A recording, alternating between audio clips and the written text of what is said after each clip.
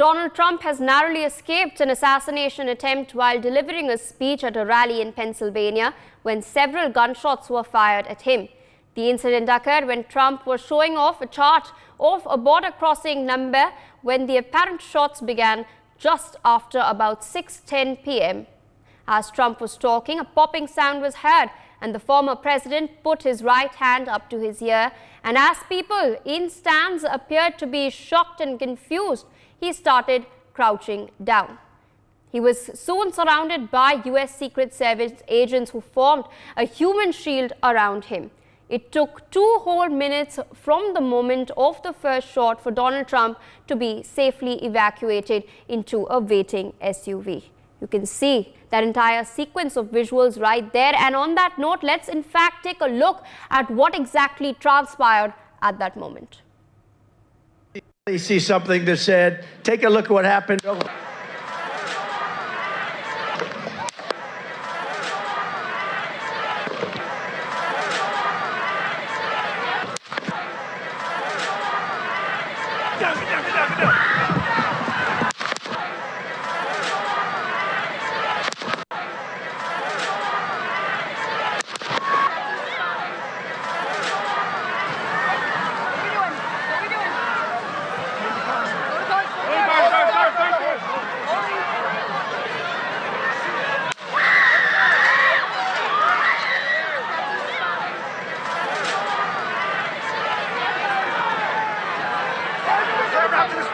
Move to spare. Hold. When you're ready. On you. Ready? Move. Up. Move. Go. Up. Hawkeye's here. Hawkeye's here. Move it to the spare. Spare, get ready. Spare, get ready. We ready? Shooters down. Shooters down. Are we good? Shooters down. Shooters down. Are we good to move? Shooters down. We're good to move. We're clear. We're Let's clear. move. We're clear. Let's move. We're clear.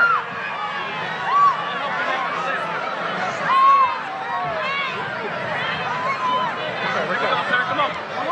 Let me get my shoes. Let me get my shoes. I got you, sir. Let me get my shoes, sir. Hold that in your head. It's bloody. So we gotta move to the bus. Move to the bus. Let me get my shoes. Okay. Let's shoot down. Let's shoot. Watch out. Wait.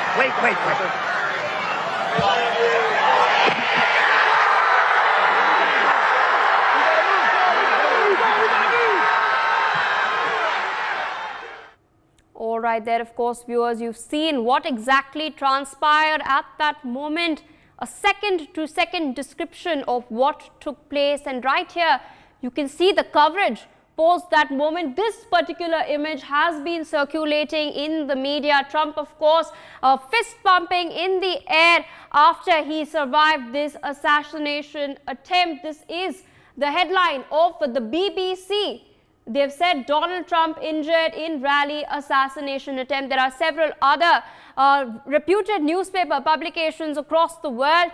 This is a headline from the Wall Street Journal. It says, Trump survives assassination attempt at rally. Suspected gunman killed. Here, of course, another image of Trump. There are some blood splatters on his face that were visible as well. This is the moment he was crouching down. This is the moment the crowd had realized that something is amiss, something is wrong. And the chaos and confusion and the pandemonium that ensued after this, of course, you viewers have just seen it. This is a headline by Al Jazeera that says, Donald Trump rally shooting live, FBI names assassination attempt suspect. Of course, the suspect has been identified as Thomas Matthews Crooks.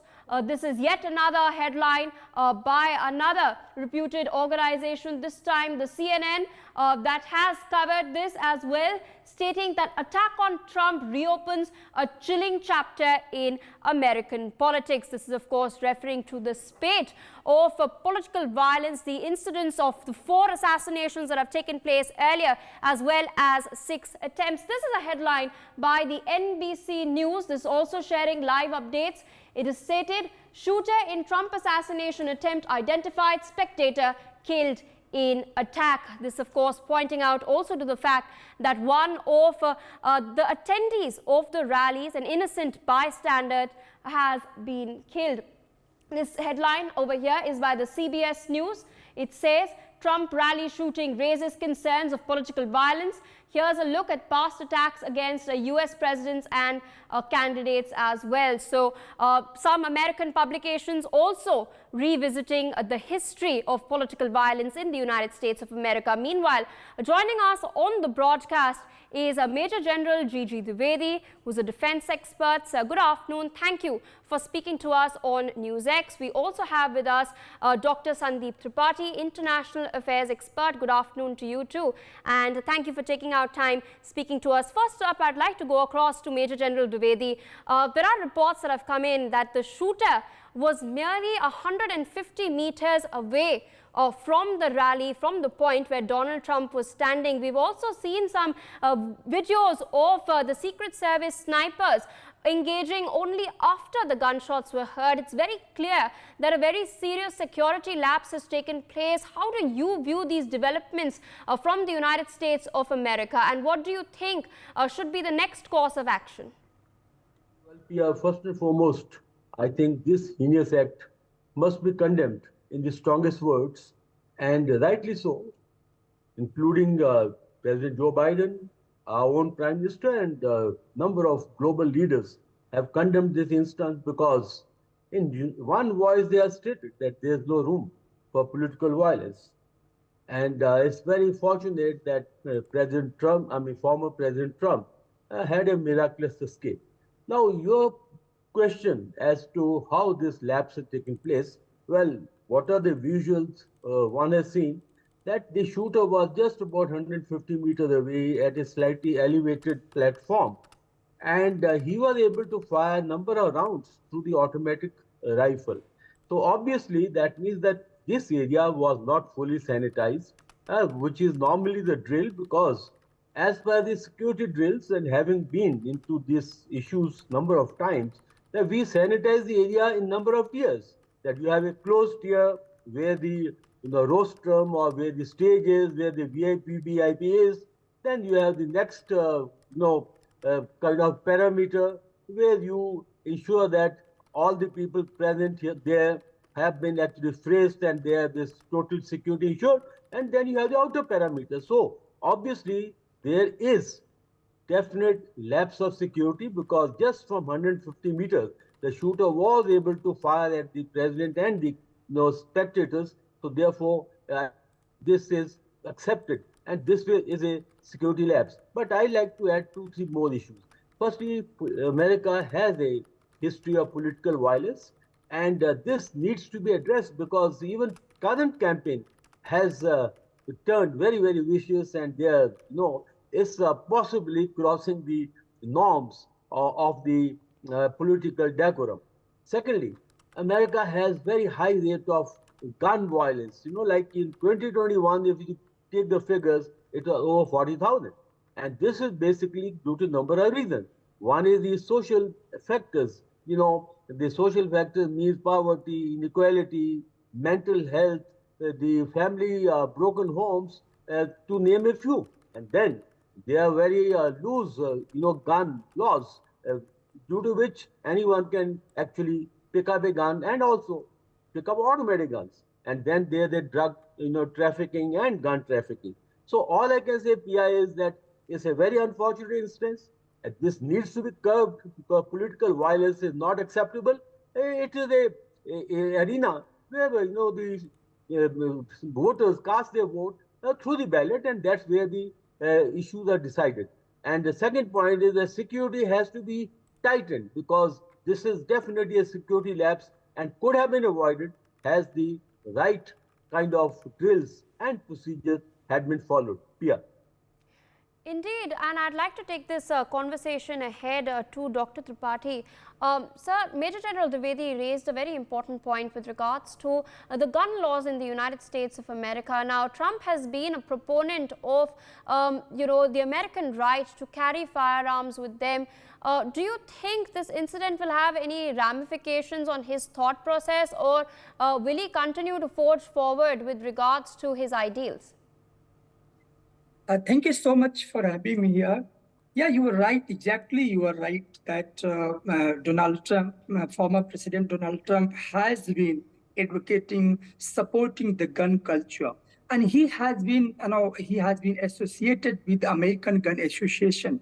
Even the Democrats-led party, Joe Biden, when they are trying to restrict the gun laws, so they were very, very critical about this and they opposed. So first of all, it will give a lesson to the Republicans that yes, we need to diffuse, we need to demoralize this kind of gun culture.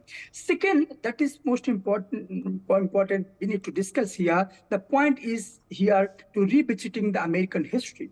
Let me decode the gun culture. Let me decode this kind of gun culture in American history. Beginning from the Abraham Lincoln, he was assassinated. Then Franklin D. Roosevelt. Then John F. Kennedy was assassinated November 1963, and then Ronald Reagan was injured. So lots of presidents, someone injured, someone assassinated. So I think American society needs to look this incident that the kind of speeches are being hated, the kind of American society has been polarized. So this is the time to revisit and to rethink, to retrospect the lobby that is dominant in American society. And let me tell you, American Gun Association lobby is very strong. And this incident took place in Pennsylvania. That place that is known for the stronghold of Donald Trump. So I think this kind of incidents should be avoided. And the second question is security service. The kind of high, powerful security service, and he was protected by the security service. And so this is a serious lapse in security. But for the next, I think this kind of situation should not be taken place in the future. I think the gun culture should be stopped, and the kind of gun associations or lobbies should be demoralized from both parties, from Republican and Democrats. That only that condition we can see that in American society they can't promote moralism, they can't promote persuasion, they can't promote democratic culture. So one side, America claims vibrant democracy, and another side, no, this is shocking, this is unexpected events. And if the things are repeated in the history, I think that should not be pattern of American society. So I think this is very unfortunate and it should be stopped, especially the Republican Party should take a lesson from this incident. Indeed, and I'd like to take a point you've also made across to Major General Dwivedi. Professor Tripathi has spoken about the previous incidents of terrorists. All of them have come out and staunchly taken a stance against political violence. And do you think there is a possibility in some way or another that political violence could see a resurgence? Because we've just seen a couple of years back, Shinzo Abe was also assassinated in Japan. Absolutely, Pia. If you look at the globe at large, international arena, the violence has increased over a period of time. And America is definitely very cognizant of this security, especially after 9/11. And I'm a regular visitor to US, that the security dimensions actually have been tightened very appropriately, adequately, and America as a nation is very aware of the security issue. But coming specifically to the political violence, well, this rightly, America has a history where you have rightly mentioned that 4 presidents were assassinated and there were 6 attempts as such. But the issue is twofold. First and foremost, I think that the political leaders must tone down the rhetorics, because what happened on 6th January 2020, where there was a mass sort of surge of people trying to attack the White House per se, or Parliament per se. Well, these are the instances, which should not be accepted, and they should come very heavily on offenders. Second point is, leaders themselves also needs to be self-aware that they don't unnecessarily arouse the passion of their own supporters, because this can also be kind of a measures that can be taken. The third point is that even public has to be made aware that this is not a war, this is a political process, and political process has a mechanism, and that's how you cast your ballot, and that's where the issues are decided. Issues are not decided on the streets. These are not banana republic. They are the oldest democratic system that they are the custodian of. So therefore, public also, by and large, has a major issue. So all I can say is that there has to be greater awareness, right from the top leadership, that the political climate must be controlled, and it should not turn violent, it should not turn sentimental, and it should not turn violent. And secondly, alongside 2 points which have been made earlier, that we need to restrict the gun culture, and the gun lobbies must be reined in, because today America is amidst violence. Every week you hear the violence in the institutions, in the schools, and this actually needs to be addressed. And lastly, the social issues. In America, the violence is also because of a lot of social issues. There's the inequality, unemployment, drugs, and a lot of broken homes. And therefore, these young people, and imagine the Thomas Matthew Crook is just a 20-year-old young fellow. So that means that he has been either radicalized, or he has been either, his whole personality or his persona has been impacted. And that's why he has taken to this kind of violent act. So all I can say is that this needs multi-dimensional approach. And each person has a onus, from the leadership to the spectators, to the public, security agencies, and last but not the least, the gun culture and the socio-economic issues here. Indeed.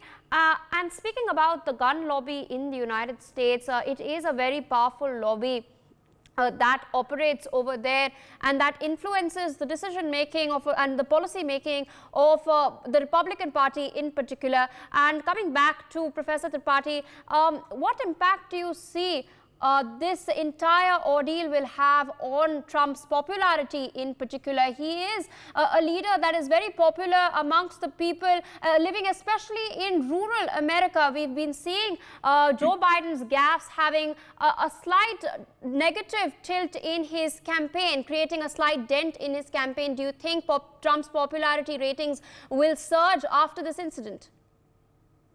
See, I saw the footage when he fell down behind the podium.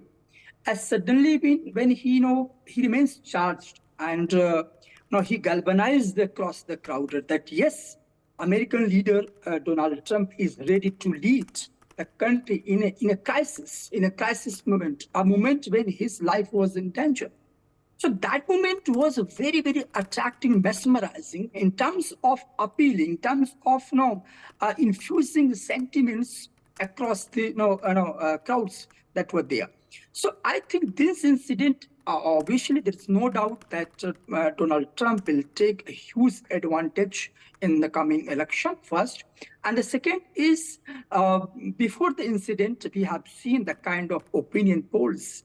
The American voters feel that he is fit for this position, and the kind of popularity he has, we have seen in 27th June presidential debate. So already he has galvanized the country, but this incident will ensure a huge surge in his popularity, and his conviction, his body language was very appealing, because and it sent a message, a person who was on the verge of this kind of situation, the struggle for life and death.